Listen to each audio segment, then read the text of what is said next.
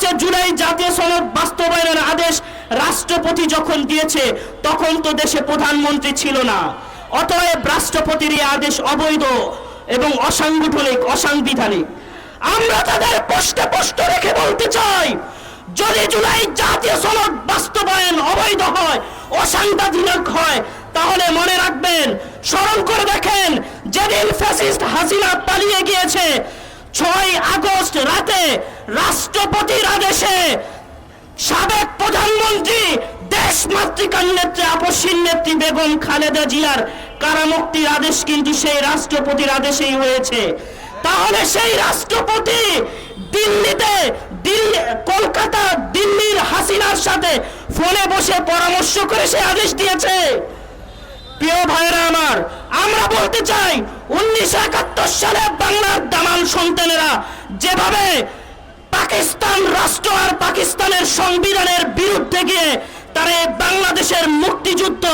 বাংলাদেশের স্বাধীনতা ছিনিয়ে এনেছিল, যদি 1971 সালে আমরা স্বাধীন না হতাম, আল্লাহ না করুন যদি আমরা পরাজিত হয়ে যেতাম, তাহলে শহীদ প্রেসিডেন্ট জিয়াউর রহমান থেকে নিয়ে সকল মুক্তিযোদ্ধাদেরকে ফাঁসির কাস্টে পর্যন্ত ঝুলানো হতো। সুতরাং আমরা বলতে চাই, যদি জুলাই সনদ বাস্তবায়ন না হয় এবং এভাবেই যদি আমরা সাংবিধানিক বিতর্ক এড়িয়ে দেই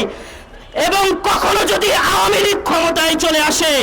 তাহলে বাংলাদেশ খেলাফত মজলিসের আমির আল্লামা মামুনুল হক, বর্তমান প্রধানমন্ত্রী জনাব তারেক রহমান, ডাক্তার শফিকুর রহমান, জনাব নাহিদ ইসলাম, জনাব হাসানাত আব্দুল্লাহ সহ সকল জুলাই যোদ্ধাদেরকে ফাঁসির কাস্টে পর্যন্ত ঝুলানো হতে পারে।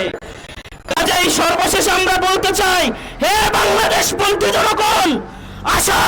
হাতে হাত মিলাই, কাঁধে কাঁধ রাখি, দীপ্ত শপথের শানিত উচ্চারণে জুলাই সনদ বাস্তবায়নের আদেশে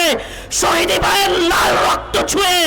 জুলাই সনদ বাস্তবায়নের আদেশে প্রকম্পিত করে তুলি জালিম শাহীর মসনদ।